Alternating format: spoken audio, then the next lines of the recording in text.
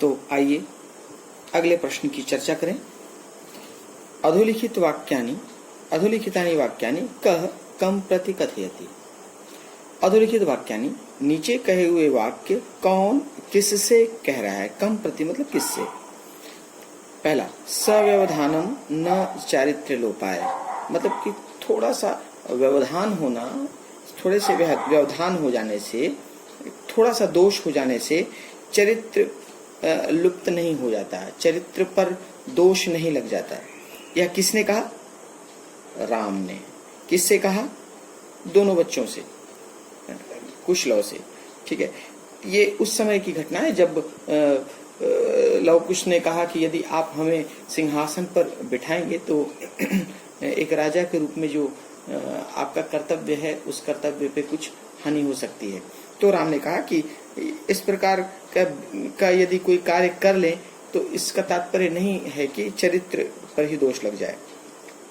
तो किस राम ने कहा उभव, दोनों से। किम कुपिता एव भणति उत प्रकृतिस्था, क्या क्रोधित होकर ऐसा कहती है या स्वाभाविक रूप से उनकी प्रकृति है वो क्रोधित होकर ऐसा कह रही है, या प्राकृतिक रूप से उनका स्वभाव ही है ऐसा कहने का। तो ये विदूषक ने पूछा कुश से। कुश के बीच में से जब बात हो रही थी कि किस प्रकार तुम्हें संबोधित करती है तुम्हारी माता, तो वो कहते हैं कि उनके निरंकुश कहती हैं।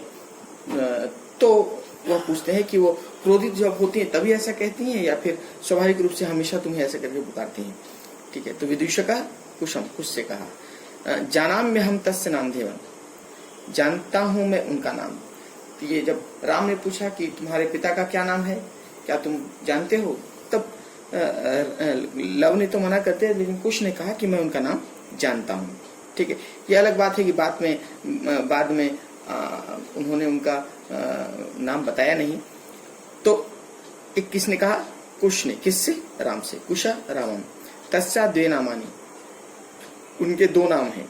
तो किनके? सीता के। जब चर्चा हो रही थी कि सीता को किस नाम से पुकारा जाता है, तब इस प्रकार कहा कि उसके दो नाम हैं। तो लव ने कहा विदूषक से दो नाम, जो कि देवी, और एक नाम देवी जो आश्रमवासी कहते हैं और दूसरा वधु जो उन्हें वाल्मीकि कहते हैं, उसकी चर्चा हो रही थी। तो कह लव किससे? विदूषकम। वयस्य अपूर्वम खलु नाम ध्येयम, वयस्य मित्र, निश्चय ही यह नाम अद्भुत है, अपूर्व है। किसने कहा? राम ने कहा। किससे? विदूषक से। राम विदूषकम। अब आगे बढ़ते हैं अगले प्रश्न पर। अगला प्रश्न, मंजूषातः पर्याय द्वयम चित्वा पदानाम समक्षम लिखत। यहाँ एक मंजूषा दिया हुआ है, उस मंजूषा में नीचे दिए गए शब्दों के दो पर्यायवाची मिलेंगे। तो इसमें से उसके जो पर्यायवाची हैं उनको छांट कर यहाँ पर लिखना है। ठीक है, तो पहला हिमकरः। हिमकरः किसे कहते हैं? चंद्रमा को। तो चंद्रमा के लिए यहाँ कौन कौन सा आया है? एक आया है शशि और दूसरा निशाकरः। निशाकरः मतलब चंद्रमा और शशि माने भी चंद्रमा। तो शशि निशाकरः ये दो चंद्रमा के नाम हैं। अगला संप्रति। संप्रति मतलब अभी। अभी के लिए कौन से शब्द आए हैं? एक तो यहाँ अधुना दिख रहा है, अधुना मतलब अभी, और दूसरा इदानीम। तो अधुना और इदानीम ये जो दो शब्द हैं वो संप्रति के शब्द हैं। तीनों पर्यायवाची हैं, इदानीम, अधुना और संप्रति। बारीक तीनों के बीच में अंतर है जिसका प्रयोग हम पहले ही चर्चा कर चुके हैं, और अव्यय का जब प्रकरण आएगा कभी तो हम इसको तीनों को अर्थ के साथ इसे स्पष्ट करेंगे फिर से। तो संप्रति के नाम संप्रति, अधुना और इदानीम। समुदाचार। समुदाचार के लिए कौन कौन सा शब्द आया है? यहाँ एक दिख रहा है शिष्टाचार और दूसरा सदाचार। तो शिष्टाचार और सदाचार ये समुदाचार के पर्यायवाची। पशुपति। पशुपति के लिए शब्द कौन कौन से हैं? पशुपति के लिए पशुपति भगवान शिव को कहते हैं, तो शिव के नाम एक चंद्रशेखर और दूसरा शिव, चंद्रशेखर और शिव, चंद्रशेखर और शिव। अगला तनया, तनया पुत्र का पर्यायवाची है तनया। तो तनया के लिए क्या क्या शब्द आया है? एक तो पुत्र है और दूसरा सुता, सुता और पुत्र। तो तनया का पर्यायवाची सुता और पुत्र।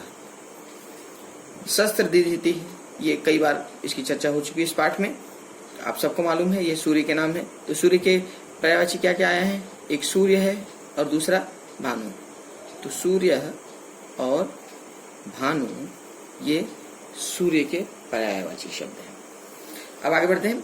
उदाहरण मनुष्यत्र अधोलिखितेषु पदेषु प्रयुक्त प्रकृति प्रत्यय च लिखत। इसमें प्रकृति प्रत्यय से युक्त शब्द दिया हुआ है, जिसमें से आपको बताना है कि इसमें प्रकृति क्या है, प्रकृति अर्थात धातु, और प्रत्यय क्या है। ठीक है, तो जैसे आसनम, नम में अस धातु है और ल्यूट प्रत्यय। जब ल्यूट लगता है तो अनम अनम हो जाता है, जैसे पावनम, आसनम, गमनम। ठीक है, ये सब ल्यूट प्रत्यय में ऐसा परिवर्तन होता है। तो यहाँ पर युच के साथ या आस के साथ ल्यूट प्रत्यय का प्रयोग हुआ है। अगला प्रश्न, युक्तम, युक्तम में त है, त है अंत में, तो जहां त होता है वहां पर त प्रत्यय लगता है। यदि पुल्लिंग है तो तह, स्त्रीलिंग है तो ता, और नपुंसकलिंग है तो तम। यहाँ पे तम है मतलब कि त प्रत्यय नपुंसकलिंग में है। ठीक है, तो यहाँ पे युज धातु के साथ त प्रत्यय। अगला प्रश्न, अगले पृष्ठ से अगला प्रश्न, भाजनम। भाजनम, भाजनम में फिर से वैसे ही जैसे पिछले प्रश्न में आया था युक्तम, उसी प्रकार भाजनम, मतलब भाज के साथ ल्यूट प्रत्यय, ल्यूट प्रत्यय लगता है तो अनम हो जाता है, तो ये भाजनम, भाज के साथ ल्यूट, भाजनम। अगला प्रश्न, शालीनता। शालीनता, ता जब तल प्रत्यय लगता है तो ता हो जाता है। आप कक्षा 8 में पढ़ चुके हैं, और आने वाले जब प्रत्यय प्रकरण में हमको फिर से पढ़ेंगे हम इसको। तो भाववाचक संज्ञा जब हो जाता है स्त्रीलिंग में तो ता हो जाता है, ता लगने के बाद स्त्रीलिंग हो जाता है शब्द। शालीनता, ममता, इस प्रकार ता, तो शालीन के साथ तल प्रत्यय लगकर शालीनता। लालनीय, लालनीय में लल के साथ अनियर जब लगता है तो अनिय हो जाता है। तो लाल के साथ अन, लालनीय, लाल के साथ अनियर, लालनीय। तो लल का मतलब होता है लालन करना, स्नेह करना। तो अनियर लगता है मतलब लालन करने योग्य, स्नेह करने योग्य। अगला छदत्वम, छद के साथ त्व प्रत्यय, त्व प्रत्यय लगता है त्वम हो जाता है, तो छद के साथ त्व, छदत्वम। सन्निहित, सन्निहित, ये सन्निह ये धातु है। सन्निह मतलब कि उसमें होना, उसके साथ इतस, इतस लगता है तो इत हो जाता है, तो सन्निहित। तो सन्निह के साथ इतस लग के सन्निहित। अगला सम्माननीय, सम्माननीय, यह भी टाप प्रत्यय का प्रयोग होता है। टाप और डीप दो स्त्री प्रत्यय हैं, जो लगते हैं तो शब्द जो है वो स्त्रीलिंग में बदल जाता है। तो जब टाप लगता है तो रूप उसका आ हो जाता है। तो यहाँ पर देखिए जैसे सम्माननीय है तो सम्माननीय के साथ टाप लग के सम्माननीय का सम्माननीय हो गया। सम्माननीय जब होगा तो पुल्लिंग और सम्माननीय होगा तो स्त्रीलिंग। तो सम्माननीय, यहाँ पे दो प्रत्यय हैं वास्तव में। सम्मान के साथ अनियर लग के सम्माननीय, और सम्माननीय के साथ टाप लगकर सम्माननीय। तो वास्तव में यहाँ पे सम्मान, अनियर, टाप, तो सम्मान, टाप। यहाँ दो ब्लैंक दिए हुए हैं इसलिए हमने प्रथम भाग को इसमें नहीं लिखा, लेकिन वास्तव में यहाँ पे सम्मान, अनियर और टाप है। अब आगे बढ़ें।